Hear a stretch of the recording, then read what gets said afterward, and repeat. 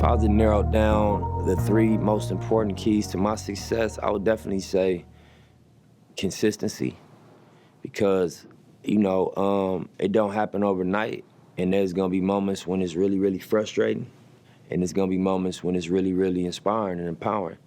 And if you get too high off the highs and too low off the lows, you're gonna take yourself on a ride that's very, very uncomfortable. I think it's just about being committed to the work, appreciating it, when it's good, and not stressing too bad when it's bad, just appreciating the work and staying focused on showing up every day.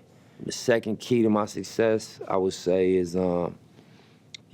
striving to master your craft and just offer a next level product, whether it's clothing, music, concerts, performances, just understanding how important it is to really have a high quality product and consistently get better. And the third key to my success, I would be, is loyalty to the team. You know what I mean? Sometimes the game tests your loyalty by presenting an opportunity that looks like it's more beneficial to just, go against the team or go left onto some rogue shit. But when you stay loyal to the team, you're not tempted. When you've already committed to being loyal to the team, those things don't tempt you. I'll never forget the day I got an opportunity to hang out at the 24/7 HH studio and meet the legendary Nipsey Hussle. It's the one time, it's the only time that I actually got a chance to meet the brother, and he was so impressive to me that day. Obviously he was promoting the album Victory Lap, but it was just more than that. It was a lot about who he was as a person, a lot of the things that he stood for as a human being. He's not the type of guy at that point that will say anything just to answer a question. He really, really put a thought on what he was gonna reply, because he understood people are really listening and trying to see how he acts and how he, confront life with different problems and stuff like that. Nipsey Hussle was definitely someone that was going to be special when we knew he was going to come in. Obviously, the music speaks for itself, but I think all of us were surprised as to kind of where the conversation went that day, and the spirit and the energy that was kind of that surrounded that space that day, those people. He kind of came with this sage type of aura, you know what I'm saying? You know what I mean? You're gonna lay in the bed you make. You're not gonna get away with nothing in terms of the energy. You know what I mean? You might beat the camera or the police. They might not catch you for what you're doing, but the energy is always gonna return to you. So when you just living in this cycle of being negative all day and just putting out negativity, and that's the only energy you putting out, it's gonna return to you in different form than you put it out in. So I would just say, master your energy. Do your best to master your energy and what you put out, and unless that's what you want, because you entitled to whatever you want to create, whatever experience you want to create for yourself. But if you're tired of that shit, adjust the energy. You know what I mean? As best you can. Adjust what you wake up thinking and what you say. And then lastly, what you do. One of the other things I thought was super dope was just the fact that he seemed to have figured it out in terms of being an independent artist. You know what I'm saying? And ownership. I know that was a big thing he talked about that day. Ownership, coming into the game and building his own situation and creation. Even going back to, the Crenshaw project, where he decided he was going to sell each CD for $100. You know what I mean? And how people talked about, that's a crazy idea. Like, who's going to buy it? But just having that confidence and knowing your worth and putting yourself out there, because anything can happen, and it can happen in your favor. As he was walking to everybody, he came up to me, and then that's when I told him, I was like, man, I didn't get to buy your $100 mixtape, but man, when I heard that, it was like, dude, that project was dope. And to see those things from someone that came from a hard life, to kind of see the rise, but not just even for himself, kind of bringing everybody along, it's kind of extraordinary to see. I was highly impressed with him, and I was like, wow. I was very amazed. Very, like I said, he's highly intelligent. Stuff, he was dropping a lot of gems. He was dropping a lot of knowledge. He was highly intelligent, very articulate. The one specific thing that I remember the most about Nipsey Hussle interview was the part when he was speaking about he got evicted from his studio. He got evicted because he was renting from a third party. It wasn't really the actual owner that he was renting from. So he got put out. I mean, at that point, he could have just like went back and tore the place down or sent his guys to do whatever, vandalize the place or whatever, retaliate. But he didn't.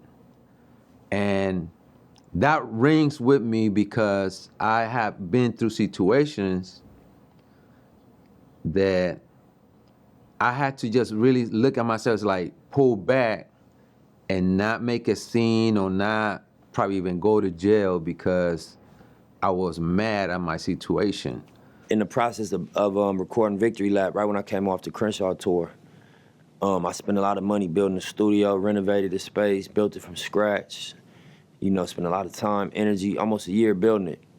And then we found out we had a sublease, and the owner of the building just evicted us in 2 days.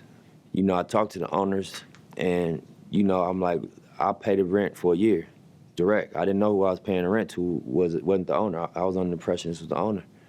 And they was just like, nah, we cool. We ain't really fucking with you. And they ain't really give me no reason. And I had all type of people was like, I'm gonna burn the building down, Hustle. You know what I mean? Fuck this building. The police came and literally evicted us. And we had, put the walls up, put the floors down, spent everything. Done everything in that building. And I just told everybody, chill. We ain't doing nothing. They got that. And we gonna take it as, we gonna just take that one for the team. And I knew that I had matured at that point because I ain't even want no retaliation because they robbed me, in essence. You know what I'm saying? They just took something from me. And they ended up keeping a lot of the walls and the structure up for their next tenant. You know what I mean? But it's cool. I ain't even take it as nothing but a higher energy moving me out of that space. That moment could have been very different for him. So like at some point, yeah, like, his mindset changed. But I think that's what we all have to go through. We can't be afraid of like, I did so much bad shit that it's too late for me to change. If you went back and searched interviews, not just our interviews, you watch any other interviews that he did, I'm telling you, there's a little piece of just something special in there that you might be able to pull away and just empower you. When I saw that, I was like, man, never judge a book by its cover, man. You know what I'm saying? Yeah, he might got the braids and the teardrop tattoos or whatever, but that'll, when you hear him speak, you'll be like, okay, yeah, this guy, he's on point. He got his stuff on point. Yes, Victory Lap is dope. It's a classic, but he talked a lot about Vector 90, a program where he had put together for kids in the community to come have a safe space to learn, tech or ideas, or it's like an incubator spot. I believe that's how he described it. A place where people can just come, be safe, share ideas, and learn and build their skills and whatever it was that they wanted to learn. You know what I mean?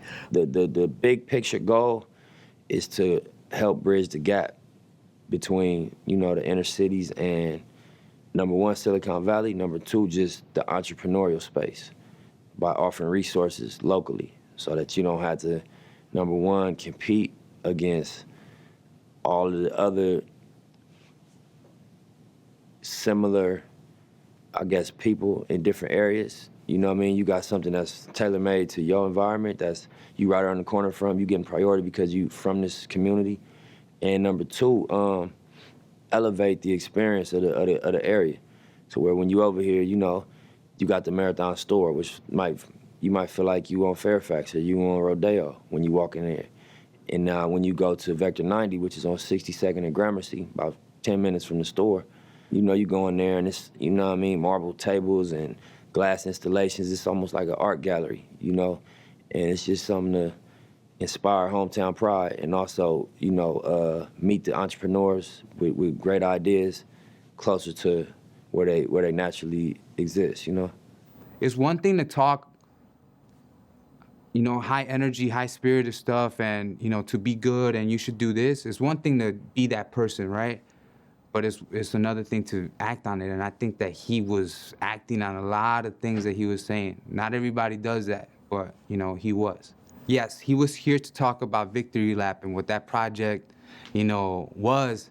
And we talked about that, but again, where it went, where this conversation, where music kicked this, into another perspective, like I don't, I don't think any of us expected that, but definitely it was special. Because it seems like every time we get somebody who can really share the game, you know what I mean, in a positive way and represent for our culture and our community in a positive way, to that level, that they get taken out. You know what I mean? And it's just a sad situation all the way together. I don't remember where I was. I really don't. But I do remember feeling like we're finally getting to see who he is. And right when we're getting to that point, he's taken away from us. It threw me off, not just because, I met the guy and, I felt we had some kind of I had a little bond with him almost, man. You know what I'm saying? From that day, we got to kick it with him and chop it up with him and stuff like that. It sucked. It was something that was tragic. I know people, like you saw it at LA. It was kind of like another scene, like Kobe passing, right? It was very heartbreaking to hear his story end as it did. Devastating for not just, I think, LA, but just like hip hop culture overall. So being in survival mode automatically rules out a lot of things because you don't care about morality, because you don't experience morality. You experience, the need to survive. You don't experience, fairness. You don't experience planning for the future. You just experience my ribs touching. You know what I mean? And it's better me than you. And, it's a survival instinct that kick in. So I think once you get out of the survival mode, your morals come back closer to your daily decision making. You start thinking about what's right and what do I believe in. But until you get out of survival mode, you ain't got time to be worrying about right and wrong. You worrying about bottom line. You know what I mean? By any means necessary. So I think that economics is the answer.